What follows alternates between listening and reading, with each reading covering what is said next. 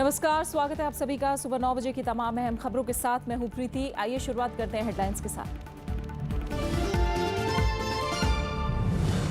अनंतनाग लोकसभा उपचुनाव रद्द, घाटी में खराब हालात के चलते फैसला 25 मई को डाले जाने थे वोट।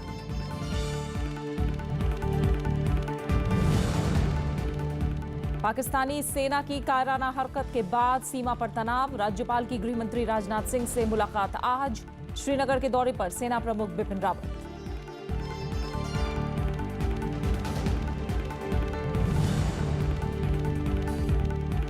उत्तर प्रदेश समेत अन्य राज्यों में पेट्रोल पंपों की होगी जांच, 4 दिन में गड़बड़ी करने वाली 9 मशीन बरामद। लखनऊ में हड़ताल पर पेट्रोल पंप मालिक।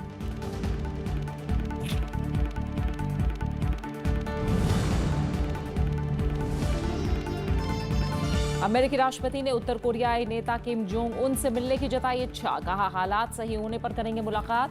दक्षिण कोरिया में थार्ड मिसाइल प्रणाली सक्रिय।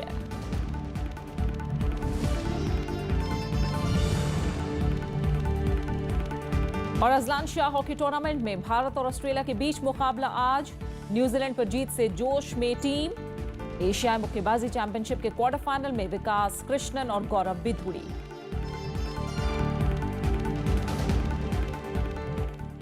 जम्मू कश्मीर में हालात बिगड़ने की वजह से अनंतनाग उपचुनाव रद्द कर दिया गया है। चुनाव आयोग अब इसके लिए दोबारा तारीखों का ऐलान करेगा।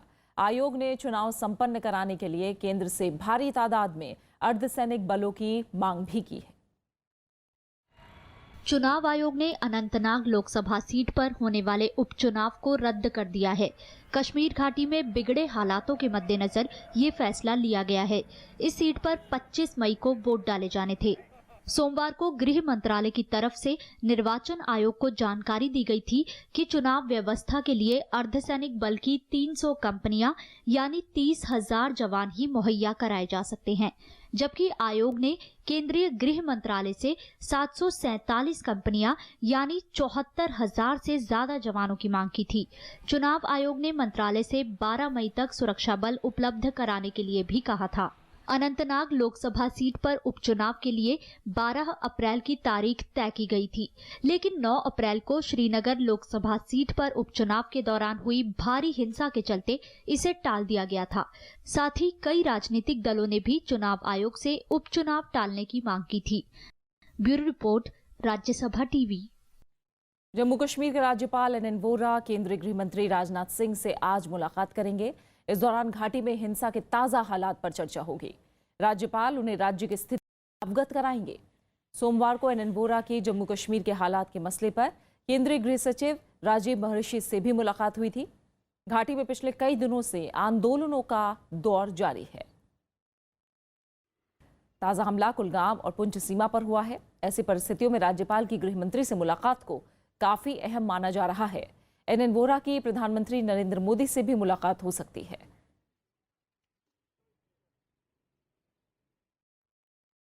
पाकिस्तान अपनी हरकतों से बाज नहीं आ रहा है। सोमवार को उसने जम्मू कश्मीर के पुंछ में संघर्ष विराम का उल्लंघन किया। फायरिंग की आड़ में पाकिस्तानी सेना ने पेट्रोलिंग टीम के 2 भारतीय जवानों की हत्या करके उनके शवों के साथ बर्बरता की। सेना और रक्षा मंत्री ने इसका माकूल जवाब देने की बात कही।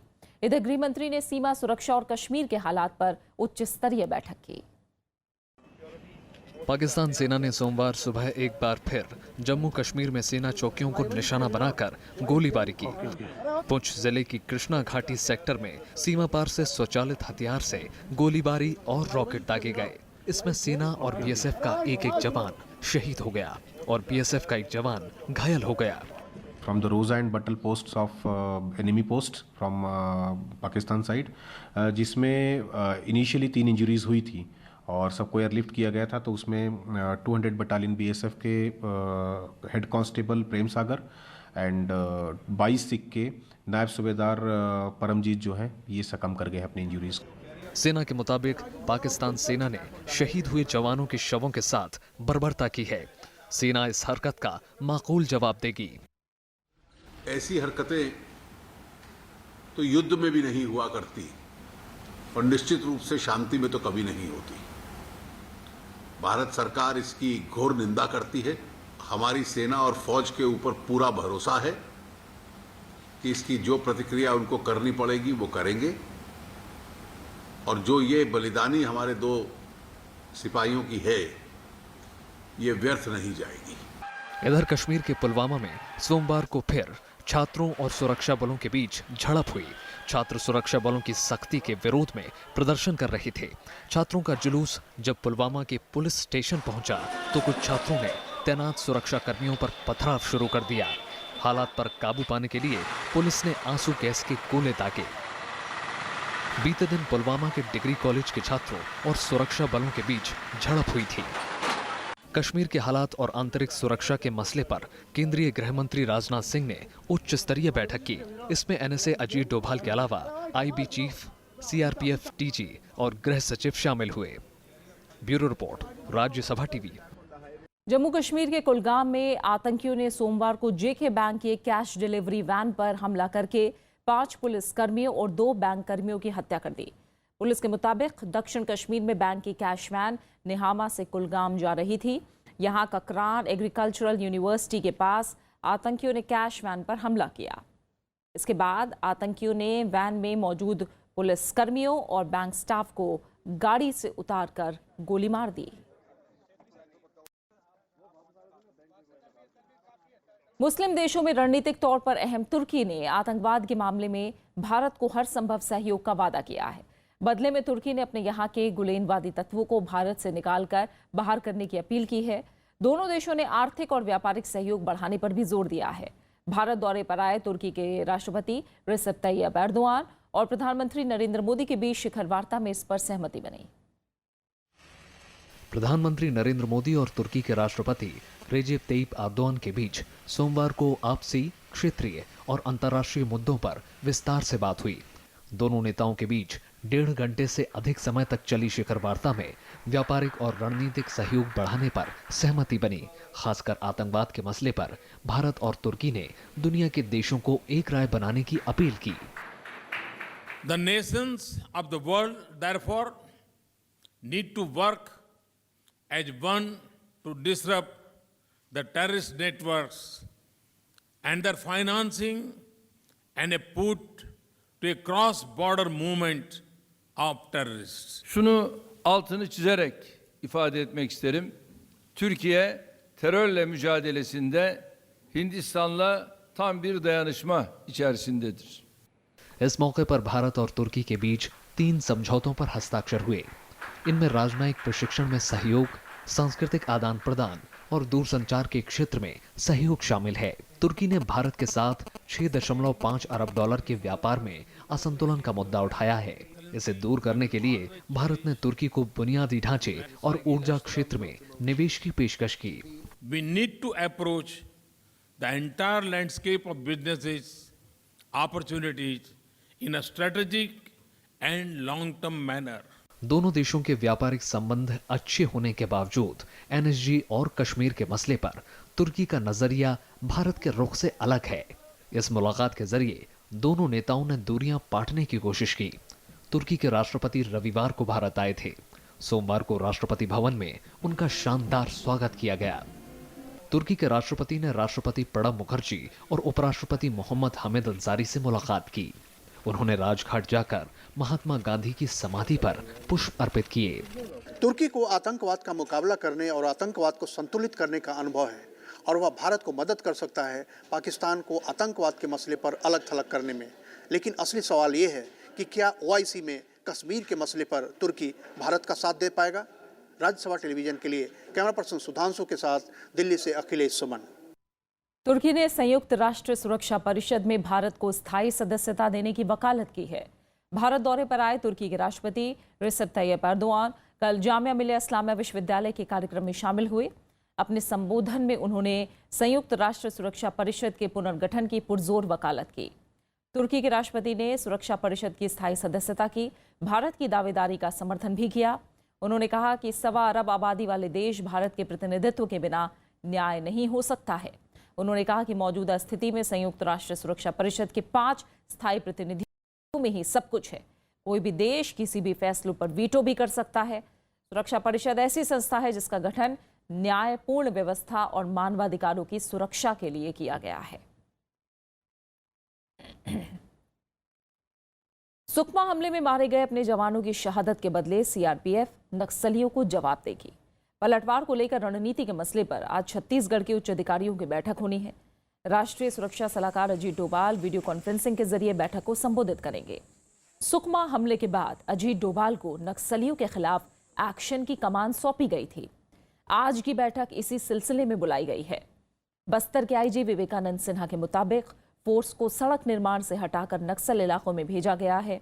सुरक्षा बल अब सड़क चालू कराने के बजाय सीधे नक्सलियों से मोर्चा लेंगे। नक्सल पीड़ित अंदरूनी इलाकों में लगातार गश्त भी की जा रही है। प्रधानमंत्री नरेंद्र मोदी राजस्व विभाग के अधिकारियों के साथ आज अहम बैठक करेंगे। इस दौरान अर्थव्यवस्था में काले धन पर लगाम लगाने की कवायदों की समीक्षा की जाएगी। राजस्व सचिव हसमुख अढ़िया विभाग के प्रदर्शन और चालू वित्त वर्ष के लिए रणनीति और योजनाओं के बारे में बताएंगे। प्रधानमंत्री गरीब कल्याण योजना के तहत मिली प्रतिक्रिया के बाद ये बैठक बुलाई गई है। नोटबंदी के बाद पेश की गई इस योजना के जरिए महज 4,600 करोड़ रुपए का ही खुलासा हो पाया है। बैठक में जीएसटी की तैयारियों की भी समीक्षा की जाएगी। केंद्र सरकार 1 जुलाई से इसे लागू करने की तैयारी में है, जबकि उद्योग जगत इसे 1 सितंबर से लागू करने की मांग कर रहा है। सुप्रीम कोर्ट ने 4 मई को कलकत्ता हाईकोर्ट के जस्टिस सीएस कर्णन की मेडिकल जांच का आदेश दिया है। इसकी रिपोर्ट 8 मई तक शीर्ष अदालत को सौंपी जाएगी। मुख्य न्यायाधीश जेएस खेहर की अगुवाई वाली 7 जजों की पीठ ने कल ये निर्देश दिया। पीठ ने पश्चिम बंगाल के डीजीपी को पुलिस अधिकारियों की टीम गठित करने को कहा है। ये टीम मेडिकल बोर्ड की मदद करेगी। सभी अदालतों, न्यायाधिकरण और आयोगों को आदेश दिया गया है कि वो जस्टिस कर्णन के निर्देशों पर अमल न करें। जस्टिस कर्णन ने मेडिकल जांच कराने से इनकार कर दिया है। जस्टिस कर्णन पर अवमानना का मामला चल रहा है। कर्णन ने प्रधानमंत्री को चिट्ठी लिखकर कई जजों पर आरोप लगाए थे। उत्तराखंड हाईकोर्ट ने 6 विधानसभा सीटों की ईवीएम मशीनें सील करने का आदेश दिया है। इनमें मसूरी, रायपुर, राजपुर, रानीपुर, प्रतापपुर और हरिद्वार ग्रामीण सीटें शामिल हैं। 6 याचिकाओं में ईवीएम से गड़बड़ी का आरोप लगाया गया है। हाईकोर्ट की एकल पीठ ने न्यायिक मजिस्ट्रेट की मौजूदगी में 48 घंटे में मशीन सील करके स्ट्रांग रूम में रखने को कहा है। साथ ही राजस्व चुनाव आयोग और जीतने वाले उम्मीदवारों को नोटिस जारी करके 6 हफ्ते में जवाब मांगा गया है। इसके पहले हाईकोर्ट विकास नगर विधानसभा सीट की ईवीएम भी सील करने का आदेश दे चुका है।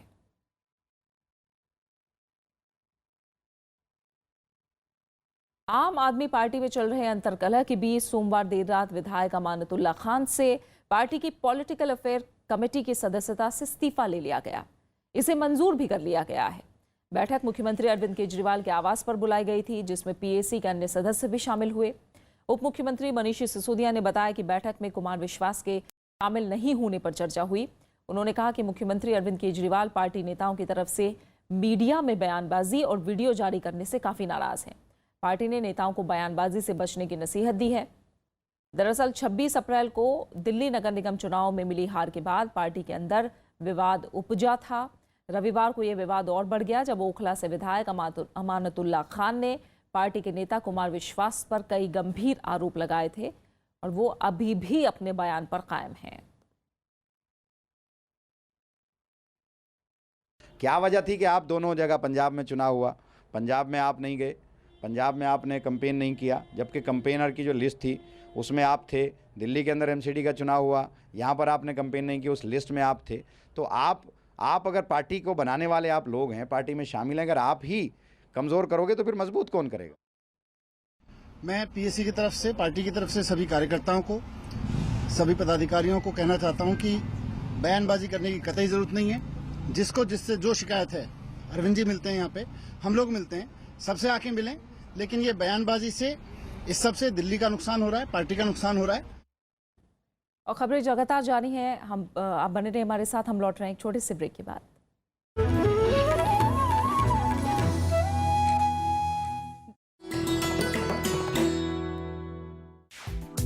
विजय लक्ष्मी पंडित, संयुक्त राष्ट्र महासभा की पहली महिला अध्यक्ष, देश की पहली महिला कैबिनेट मंत्री, भारतीय संविधान सभा की सदस्य, लोकसभा में फूलपुर सीट की नुमाइंदगी, संयुक्त राष्ट्र मानवाधिकार परिषद में देश का प्रतिनिधित्व।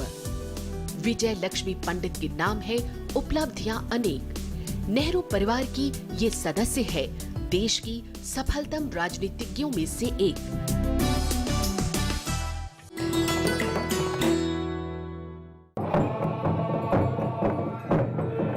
कोन्याक आदिवासी समुदाय का सबसे बड़ा त्योहार होता है आवलैंग। इन पुरुषों को जनजात लड़ाका और शिकारी माना जाता है। आवलैंग त्योहार के दौरान जब ये पुरुष नाचते हैं तो इन बंदूकों से जमकर फायर भी करते हैं।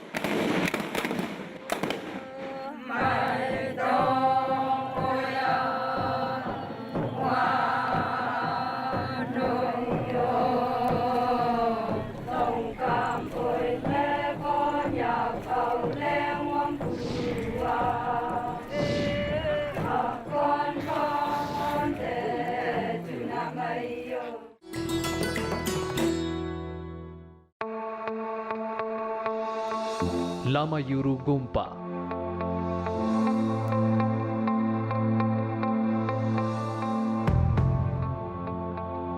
तकरीबन 1100 साल पुराना बौद्ध मठ फातुला से 15 किलोमीटर दूर श्रीनगर राजमार्ग पर स्थित इस मठ में कभी रहते थे 400 से ज्यादा लामा। दुनिया भर में मशहूर है इसकी सजावट और सैकड़ों कलाकृतियां। बौद्ध गुरु नरूपा ने यहाँ एक गुफा में कई साल की आराधना। मठ परिसर में है भगवान बुद्ध के अवतारों को समर्पित कई खूबसूरत मंदिर।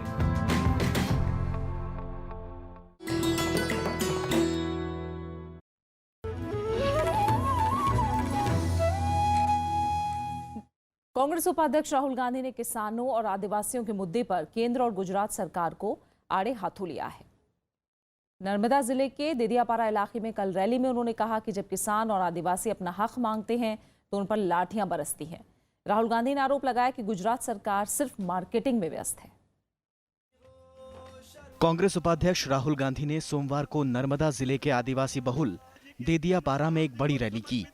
उन्होंने आरोप लगाया कि गुजरात सरकार बड़े बड़े उद्योगपतियों को जमीन तोहफे में दे देती है, लेकिन जब किसान और आदिवासी अपना हक मांगते हैं तो उनकी पिटाई होती है। राहुल गांधी ने आदिवासियों की भलाई को लेकर भी केंद्र और राज्य की बीजेपी सरकार पर तंज कसा। आरएसएस के लोग, बीजेपी के लोग और नरेंद्र मोदी जी आदिवासी को इंसान नहीं मानते हैं। वो चाहते हैं कि पूरा का पूरा आदिवासी समाज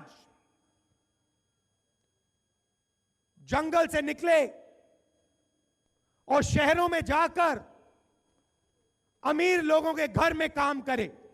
कांग्रेस उपाध्यक्ष ने वाइब्रेंट गुजरात सम्मेलन को लेकर भी गुजरात सरकार को आड़े हाथों लिया। उन्होंने कहा कि इससे केवल उन लोगों को फायदा होता है जो मार्केटिंग का पैसा देते हैं, बाकी लोग सिर्फ देखते रह जाते हैं। नरेंद्र मोदी जी ने वायदा किया था 2 करोड़ युवाओं को रोजगार देने का। कितने लोगों को पिछले 2 साल में रोजगार मिला? पता लगा पिछले साल पूरे हिंदुस्तान में 1 लाख युवाओं को रोजगार मिला। गुजरात में इस साल के आखिर में विधानसभा चुनाव होने हैं। राज्य विधानसभा की 182 सीटों में से 27 अनुसूचित जनजाति के लिए आरक्षित हैं। कार्यक्रम में पार्टी नेता अहमद पटेल समेत कई हस्तियां मौजूद थीं। Bureau report, Rajya Sabha TV. Uttar Pradesh में होने वाले स्थानीय निकाय चुनाव में कांग्रेस और समाजवादी पार्टी अलग अलग चुनाव लड़ेंगे। कांग्रेस ने तय किया है कि वो निकाय चुनाव में किसी भी पार्टी से गठबंधन नहीं करेगी। कांग्रेस का मानना है कि अलग चुनाव लड़कर वो उत्तर प्रदेश में बेहतर प्रदर्शन कर सकती है। उत्तर प्रदेश में कांग्रेस और समाजवादी पार्टी के रास्ते अलग अलग हो गए हैं। पार्टी कार्यकर्ताओं और नेताओं के साथ बैठक के बाद यूपी कांग्रेस अध्यक्ष राज बब्बर ने दिल्ली में ऐलान किया कि कांग्रेस पार्टी स्थानीय निकाय चुनाव अपने दम पर लड़ेगी। हालांकि उन्होंने उत्तर प्रदेश में समाजवादी पार्टी के साथ गठबंधन खत्म होने से इनकार भी किया। प्रदेश के अंदर चुनाव हो चुके हैं, ये जिला और शहर की इकाइयों के चुनाव हैं जो फैसला करेंगी, और उनका मानना ये है क्योंकि ये कार्यकर्ताओं की गुडविल का सवाल होता है, तो ये चुनाव तो तय हो चुका था कि पहले से कि हमेशा ही अकेले लड़ने का सवाल था। इधर बीजेपी ने कहा कि समाजवादी पार्टी और कांग्रेस का गठबंधन अवसरवादी था। बीजेपी के मुताबिक इस गठबंधन के रहने या न रहने से कोई फर्क नहीं पड़ेगा। गठबंधन काहे का था? भ्रष्टाचार और गुंडाराज का गठबंधन था। और आगे देखिए क्या होता। पहले भी उन्होंने कहा था अभी साथ लड़ेंगे नहीं लड़ेंगे, ये हो जाने, पर लोकतंत्र में चुनाव उनको भी लड़ना चाहिए। उत्तर प्रदेश में हाल ही में हुए विधानसभा चुनाव में कांग्रेस समाजवादी पार्टी गठबंधन को महज 54 सीटों पर जीत हासिल हुई थी। इनमें 105 सीटों पर चुनाव लड़कर कांग्रेस सिर्फ 7 सीट ही जीत पाई थी। विशाल दहिया, राज्यसभा टीवी। उत्तर प्रदेश में पेट्रोल पंपों पर गड़बड़ी के मामले सामने आने के बाद राज्य के सभी पेट्रोल पंपों की जांच के आदेश दिए गए हैं। पेट्रोलियम और प्राकृतिक गैस मंत्री धर्मेंद्र प्रधान ने सोमवार को कहा कि उत्तर प्रदेश के अलावा बाकी के राज्यों में पेट्रोल पंपों का औचक निरीक्षण किया जाएगा। इस दौरान जांच की जाएगी कि तेल वितरण मशीनों के साथ किसी तरह की छेड़छाड़ तो नहीं की गई। पेट्रोलियम मंत्री ने यह भी बताया कि 4 दिनों में 11 पेट्रोल पंप ग्राहकों से तेल चोरी के आरोप में सीज किए गए हैं। वहीं 30 लोगों को गिरफ्तार किया जा चुका है। इनमें से 9 पंप में ईंधन मशीनों से चिप मिली है। इस बीच छापे से नाराज होकर पेट्रोल पंप मालिकों ने हड़ताल पर जाने का फैसला किया है। पेट्रोल की माप के साथ छेड़छाड़ के मकसद से चिप का इस्तेमाल किया जा रहा था। आज मुख्य सचिव के नेतृत्व में एक बैठक होनी है। इस बैठक में उत्तर प्रदेश के सभी पेट्रोल पंपों की समीक्षा की जाएगी।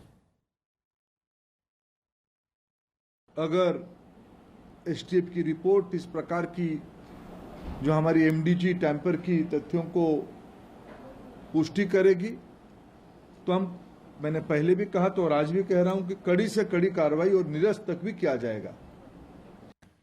भारतीय स्टेट बैंक में जमा पर अब कम ब्याज मिलेगा। बैंक के विभिन्न परिपक्वता अवधि की मियादी जमाओं पर ब्याज दरों में आधा फीसदी तक की कटौती की गई है।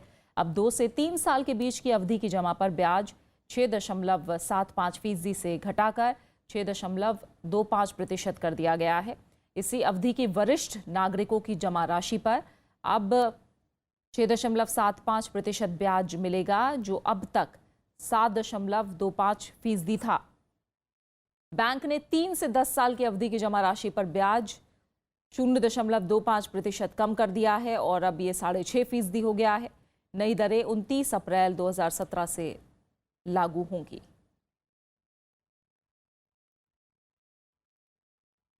कोरिया प्रायद्वीप में बढ़ते तनाव के बीच नया मोड़ आ गया है। अमेरिका के राष्ट्रपति डोनाल्ड ट्रंप ने उत्तर कोरिया के नेता किम जोंग उन से मिलने की इच्छा जताई है। उन्होंने एक इंटरव्यू में कहा कि सही परिस्थितियों में किम जोंग उन से मुलाकात करने में उन्हें खुशी होगी। उत्तर कोरिया के लगातार मिसाइल परीक्षण से अमेरिका के साथ उसका तनाव बढ़ा है। ऐसे में राष्ट्रपति ट्रंप का ये बयान काफी अहम है। उत्तर कोरिया के मिसाइल और परमाणु कार्यक्रम से निपटने के लिए ट्रंप प्रशासन सभी विकल्प होने की चेतावनी दे चुका है। हालांकि पिछले हफ्ते भी अमेरिका ने उत्तर कोरिया से सीधे बातचीत पर जोर दिया था। दूसरी ओर दक्षिण कोरिया में विवादास्पद थाड मिसाइल रक्षा प्रणाली सक्रिय हो गई है। उत्तर कोरिया के मिसाइल परीक्षणों को देखते हुए इस मिसाइल की तैनाती का फैसला हुआ था। इसका चीन ने विरोध किया था। So early into this process that I don't see this happening anytime soon. But I think that, as the president, like I said, under the right circumstances, those circumstances aren't present today, and there would have to be significant change for that to even be a possibility. बात खेलों की। Azlan Shah cup hockey tournament में आज भारतीय team का मुकाबला Australia से होगा। दोनों टीमों के बीच ये मुकाबला काफी अहम माना जा रहा है। इससे पहले भारतीय टीम ने ब्रिटेन के साथ पहला मैच 2-2 से ड्रॉ खेला था। दूसरे मैच में शानदार प्रदर्शन करते हुए भारत ने न्यूजीलैंड को 3-0 से हराया था। वहीं टूर्नामेंट में भारत के अलावा न्यूजीलैंड, ऑस्ट्रेलिया, ब्रिटेन, जापान और मलेशिया की टीमें हिस्सा ले रही हैं। ताशकंद में एशियाई मुक्केबाजी चैंपियनशिप में विकास कृष्णन और गौरव बिधूड़ी अपने अपने वर्ग के क्वार्टर फाइनल में पहुंच गए हैं।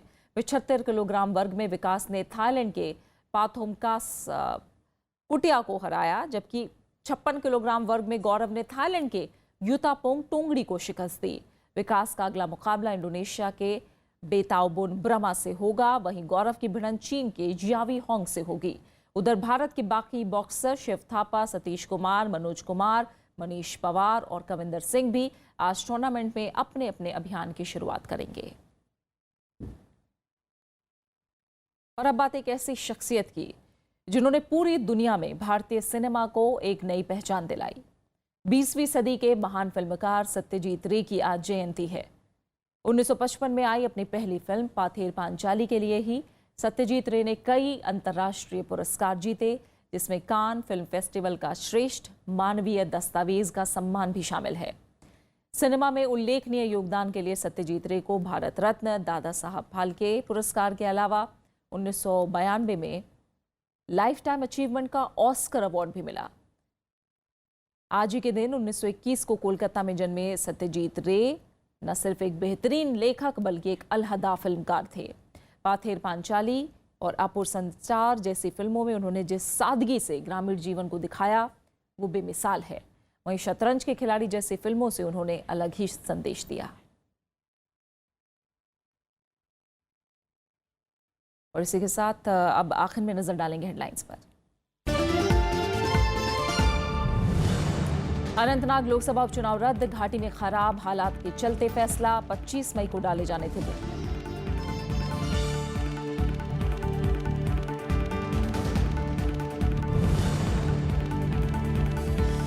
पाकिस्तानी सेना की कायराना हरकत के बाद सीमा पर तनाव, राज्यपाल की गृहमंत्री राजनाथ सिंह से मुलाकात आज, श्रीनगर के दौरे पर सेना प्रमुख बिपिन रावत।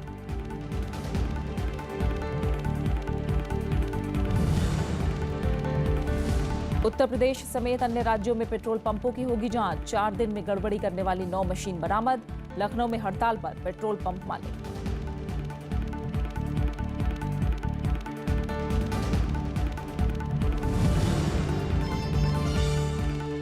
अमेरिकी राष्ट्रपति ने उत्तर कोरियाई नेता किम जोंग उन से मिलने की जताई इच्छा, कहा हालात सही होने पर करेंगे मुलाकात। दक्षिण कोरिया में थार्ड मिसाइल प्रणाली सक्रिय है।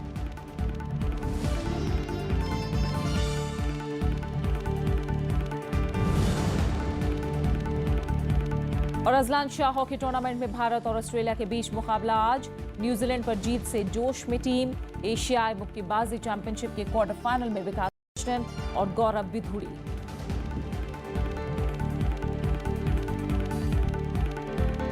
और इसी के साथ फिलहाल इस बुलेटिन में इतना ही। आगे आप देख सकते हैं देश देशांतर। नमस्कार।